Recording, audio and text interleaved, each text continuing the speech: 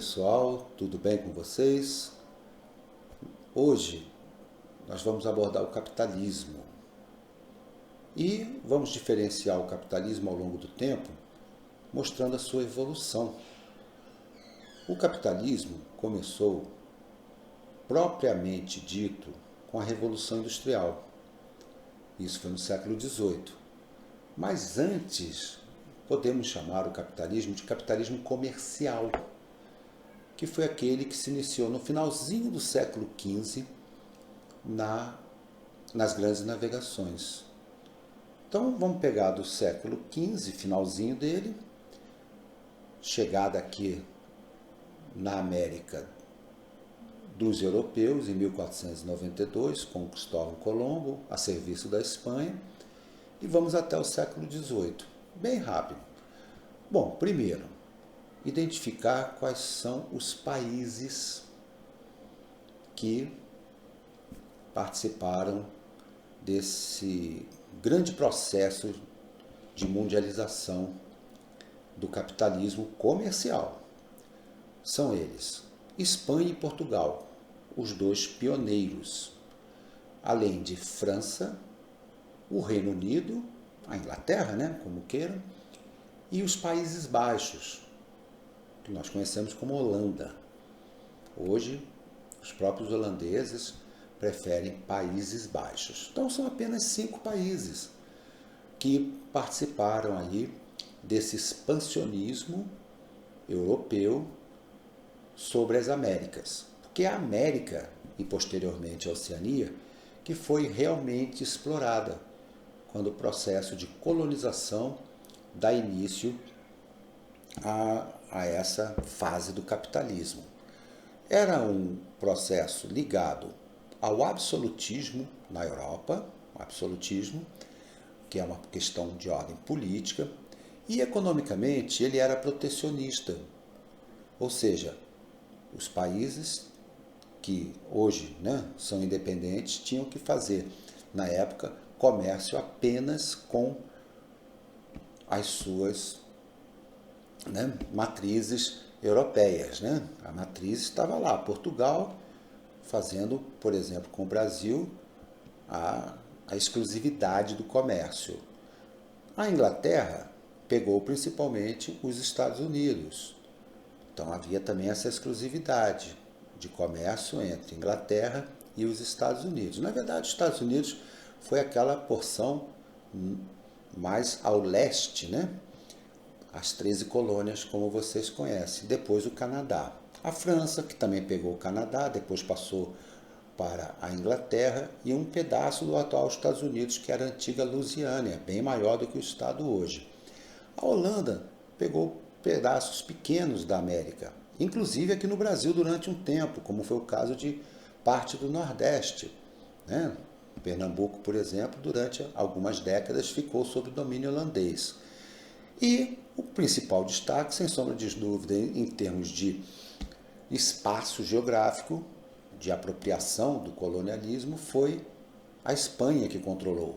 Né? Começava lá na Califórnia, passava pelo Texas, Novo México, Arizona, depois vinha para o México, chegava até o sul, passando pela América Central e Caribe, até o sul da Argentina e Chile, lá na Patagônia. Então era um território imenso de exploração. Como que foi feito isso? Economicamente, esses defensores apoiavam a escravidão. E os escravos foram trazidos aqui para a América da África. Certo? Então vocês estão vendo aí que está acontecendo uma troca comercial. Infelizmente estamos falando de vidas que foram tiradas do seu local de origem e trazidos à força para cá. Lembrando que também aqui na América, como foi o caso da Bolívia, do Peru, houve a escravização do indígena. E, só recordando aí que nós temos nesse período o que chamamos do genocídio da população tanto africana e ameríndia, né? Os indígenas, os povos silvícolas daqui do continente americano, que genocídio, no caso, seria aí o extermínio físico de muitas desses povos. E o etnocídio, não se esqueçam disso, porque tanto africanos como indígenas foram obrigados a assumirem aí, né, uma identidade cultural que não lhe pertencia, né? O idioma, a religião, ou seja, aí não é o extermínio físico, é o extermínio cultural, etnocídio, tá? Eles foram obrigados a seguir o cristianismo, a falar a língua do colonizador, no caso do Brasil, português, e por aí vai. Certo? Então, esse é o período que vai do finalzinho do século XV até o século XVIII. Ficou conhecido como capitalismo comercial. Capitalismo comercial. Tudo bem? Óbvio que aconteceram muitas evoluções tecnológicas e um país se destacou, a Inglaterra. A Inglaterra, na verdade, o nome correto é Reino Unido, da Grã-Bretanha e Irlanda do Norte, que inclui, além da Inglaterra, que é a parte mais forte até hoje, inclui também a Escócia, o país de Gales e a Irlanda do Norte. Não esquecer da Irlanda do Norte. Esses quatro em conjunto formam o Reino Unido da Grã-Bretanha e Irlanda do Norte. Como eles acumularam mais capitais que os outros, o acúmulo deles foi muito importante, eles investiram muito em tecnologia, coisas que os outros ficaram a desejar, como Portugal e Espanha. E algumas invenções foram fundamentais para mudar tudo o que estava acontecendo nesse período, já no século XVIII. Especialmente a invenção da máquina a vapor, que revolucionou não só os transportes, como a produção. A produção industrial começa a se destacar na Inglaterra primeiramente. Então, essa revolução industrial, que começa lá no século XVIII, já na sua porção final, né, na sua parte final, é conhecido então como o início do capitalismo industrial. Então começou no Reino Unido e depois as indústrias se espalharam por outros países, primeiramente na Europa.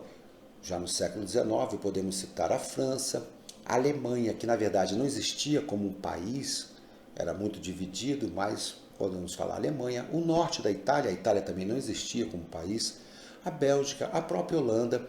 Atravessando o Atlântico, a industrialização chegou nos Estados Unidos e ainda, já no século XIX, já na sua segunda metade, no Japão. Esses são os países que nós chamamos de países de industrialização clássica ou antiga. Começaram então ali na virada do século XVIII para o XIX, pioneiro Inglaterra, e depois esses que eu citei. E aí, o que nós temos que fazer? Uma análise que vai incluir não só a parte industrial em si, tecnológica, mas também a econômica e política. Começa ali, primeiramente na Inglaterra, depois França, Estados Unidos, o que nós conhecemos como democracia representativa, que está aqui até hoje, mais de 200 anos, no mundo ocidental e até alguns países do Oriente. Tá? Democracia. Com voto, essa coisa toda. Embora o voto era muito resumido a uma parcela pequena da população. E economicamente, nós vamos destacar o início do liberalismo econômico, também fruto britânico, inglês, com alguns teóricos que destacamos aí, Adam Smith e David Ricardo, que abandona o protecionismo, que abandona a intervenção do Estado tão comum na época do mercantilismo, do capitalismo comercial. Nesse caso, estamos falando, então, da pouca intervenção do Estado na economia. O livre comércio. Essa intervenção do Estado na economia, ela nunca será total, a não intervenção, porque o Estado sempre participa da economia, seja cobrando impostos, seja investindo em algumas áreas, seja com funcionalismo público, que sempre existiu. Então, é a pequena participação do Estado na economia, o liberalismo clássico. Posteriormente eu vou falar do o novo liberalismo. E isso vai perdurar, então, do final do século XVIII até a virada do século XIX para o XX. Esse período não podemos esquecer de ordem geopolítica. É o período em que, principalmente, as potências europeias vão partilhar a África e a Ásia. Tudo bem? Então, é conhecido como o neocolonialismo ou imperialismo, porque a América, que tinha sido colonizada, como vocês viram, desde o final do século XV, XVI, início do século XVI, já estava quase toda independente. Então, para onde que eles foram? Para a África e Ásia. E fizeram uma partilha, tá? Na Conferência de Berlim, em 1888, que você já deve ter estudado. Tudo bem? Beleza? Então tá aí a parte geopolítica, o período da nova colonização, do neocolonialismo ou imperialismo. Importante lembrar que na passagem do capitalismo industrial para o capitalismo financeiro, mudanças vão acontecendo, não só de ordem tecnológica, que eu vou citar, como também de ordem econômica. Nesse caso, aquelas empresas que surgiram nesse período, elas vão adquirindo uma potencialidade muito forte. E não é à toa que muitas empresas que surgiram no século XIX são grandes corporações hoje. Ou seja, mais de 100 anos que elas estão aí no mercado mundial. Podemos citar a Nestlé, que é a suíça, a Fiat, que é italiana, a General Electric, que é estadunidense, americana. E essas grandes corporações vão formando monopólios e oligopólios para melhor dominar o mercado. Então é uma característica aí da virada do século XIX para o século XX, quando começa o capitalismo financeiro. O capitalismo financeiro vai fazer com que essas empresas se tornem sociedades anônimas, ou seja, elas vão deixar de ser empresas de ordem familiares, e virarem sociedades anônimas com vendas de ações para quem tiver dinheiro no mundo financeiro. E os bancos que financiam essas indústrias, entre outros setores da economia, principalmente no terciário, até também no primário, que é agricultura e pecuária, os bancos passam a ter uma importância gigantesca no financiamento dessas grandes empresas, pequenas e médias também, por que não? Portanto, começa então o capitalismo, é o terceiro, hein, pessoal? Financeiro. E também a tecnologia vai mudando. Então, saímos da primeira revolução, nesse mesmo período, saímos da primeira revolução industrial e entramos na segunda. O que é marcante na mudança? Uma invenção alemã, o motor a combustão, tá? Que está aí até hoje para substituir a máquina a vapor. E a máquina a vapor tinha como a fonte de matéria-prima, de fonte energética, o carvão mineral. Agora passa a ser o petróleo. Petróleo, tá? O motor a combustão, petróleo. Entre outras invenções, tá? A gente vai destacar aí o automóvel, o avião, né? Que foi no comecinho do século XX, né? Lá na França, com Santos Dumont. Enfim, há uma mudança significativa tecnológica também. E na produtividade, na produção, a gente destaca os Estados Unidos com o Taylorismo, que é aquela coisa mais ligada ao serviço do trabalhador, com um tempo certo, né? Fazendo tudo com o capataz por trás, e depois o Fordismo, Henry Ford, que criou a linha de montagem e revolucionou todo o planeta. Estamos falando então desse período conhecido como capitalismo financeiro. Só que em 1929, depois da Primeira Guerra Mundial, que foi uma guerra de países, né, imperialistas, que começou na Europa e se expandiu, veio a crise de 1929. A crise de 1929, quebra da Bolsa de Nova York. O que aconteceu? O liberalismo econômico, aquele que deixava o Estado distante da economia, perde força. e começa a teoria de intervenção do Estado numa economia capitalista. Cuidado, isso não é socialismo. Tudo bem? Isso não é socialismo, é capitalismo, mas com maior intervenção do Estado, que ficou conhecido como keynesianismo.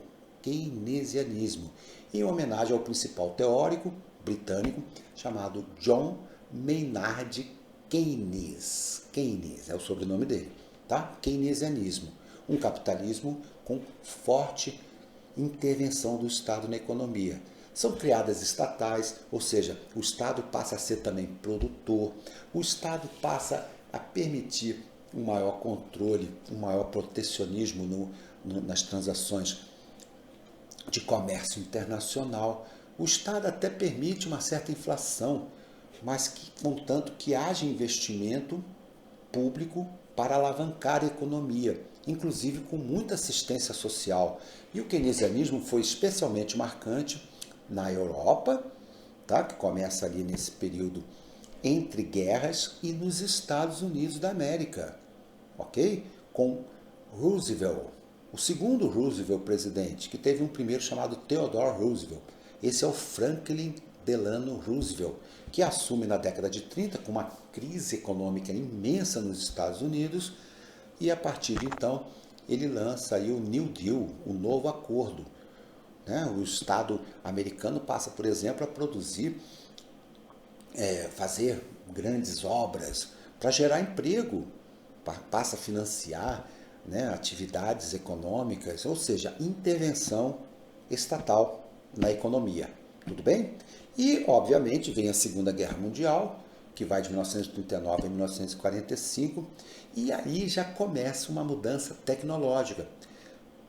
Não só na Segunda Guerra Mundial, como também durante o período conhecido geopoliticamente como Guerra Fria, porque uma parte do mundo era socialista, a União Soviética, posteriormente China, Vietnã, Cuba, e vivemos um período muito tenso que foi conhecido como a Guerra Fria.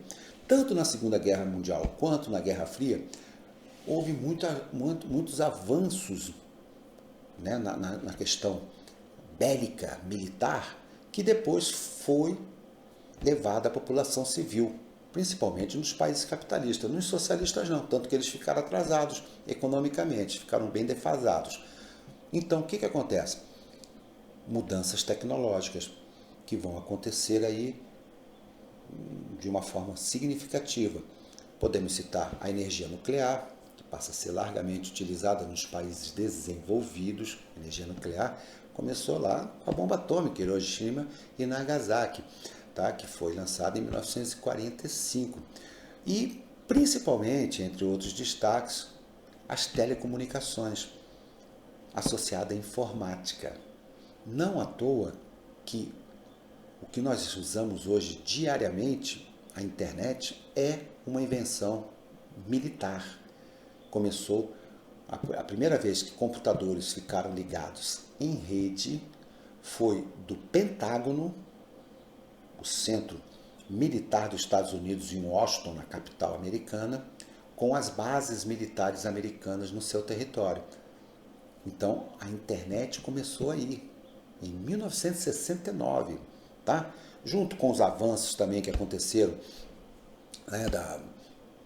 aeroespaciais, a conquista do espaço, que a União Soviética, diga-se de passagem, estava à frente. Nós temos então uma revolução que mudou o planeta. E aí nós chegamos, principalmente aí no começo dos anos 70, década de 1970, no capitalismo informacional, que é o quarto capitalismo. Recordando, aí pessoal, capitalismo comercial, capitalismo industrial, capitalismo financeiro e capitalismo informacional, que é o que a gente vive hoje, Nós estamos vivendo aí essa revolução da informática associada às telecomunicações. Veja bem, a partir dos anos 70, então, começa uma mudança significativa tecnológica. E vai acontecer outra mudança nesse período, que é a mudança econômica. Porque aquele modelo que começou nos anos 30, que eu falei, que era o keynesianismo, ele se esgotou. E 60 anos após, aproximadamente, entre os anos 70 e 80, vem a volta do liberalismo econômico, com uma nova roupagem, lógico. Afinal de contas, o liberalismo é do século XVIII, né, gente?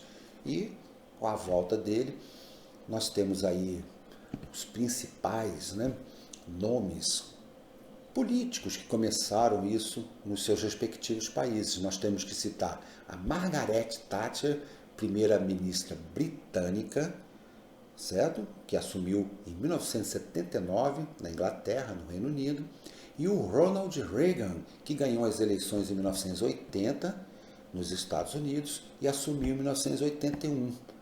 Tá? E eles deram o pontapé aí para que o Estado se afaste de novo da economia.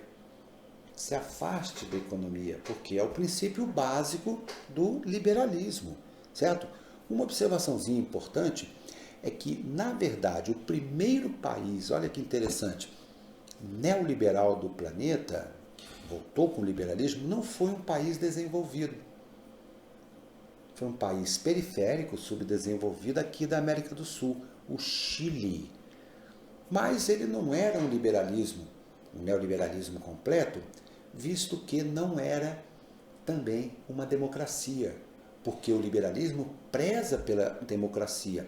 E nesse caso, eu estou falando de Augusto Pinochet, que foi o primeiro a fazer um laboratório de experiência neoliberal, em 1973. Mas ele deu um golpe de Estado, típico golpe com soldados, tanques na rua, matando os opositores, prendendo, e implementou no Chile, primeiramente no mundo, essa volta do liberalismo econômico, tá? Neoliberalismo.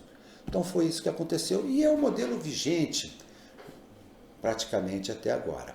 Mas é importante frisar, o capitalismo vive com crises cíclicas. Crises cíclicas.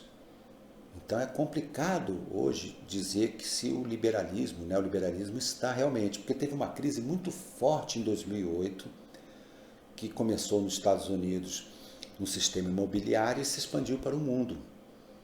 E aí o Estado voltou a intervir, de forma mais tímida, não como em 1929, mas interviu sim. Podemos citar, por exemplo, o Estado americano, já com Barack Obama, presidente, que tem mais uma característica keynesiana e não neoliberal, que ele adquiriu os principais lotes de ação da General Motors, essa grande empresa, grande corporação de veículos automotores, que tem a sede nos Estados Unidos, a matriz está lá. E o que acontece? Como é que você vai explicar um neoliberal para um neoliberal se o Estado está produzindo automóvel? É incoerente. Entenderam? E em várias partes do mundo houve uma maior participação do Estado na economia. Então, quer dizer, até a crise, o neoliberalismo parece ser bom. Depois que vem uma crise, o neoliberalismo fica meio que órfão. E agora estamos vivendo uma nova crise. Essa crise vem pela pandemia do Covid-19, do coronavírus. Em todo o planeta, o Estado está jogando muito dinheiro nas economias, nas empresas, dando dinheiro para as pessoas se sustentarem, porque é uma crise sem precedentes. Tudo bem, pessoal? Então é isso aí, ó. Nós caminhamos no tempo, saindo lá do finalzinho do século XV, chegando aos dias de hoje. E hoje podemos falar que o mundo é globalizado, embora alguns tentem até falar em desglobalização. Tudo bem? Beleza? Então, era isso aí que eu tinha que falar com vocês. Espero que vocês tenham gostado. Um abração para todos. Tchau, tchau.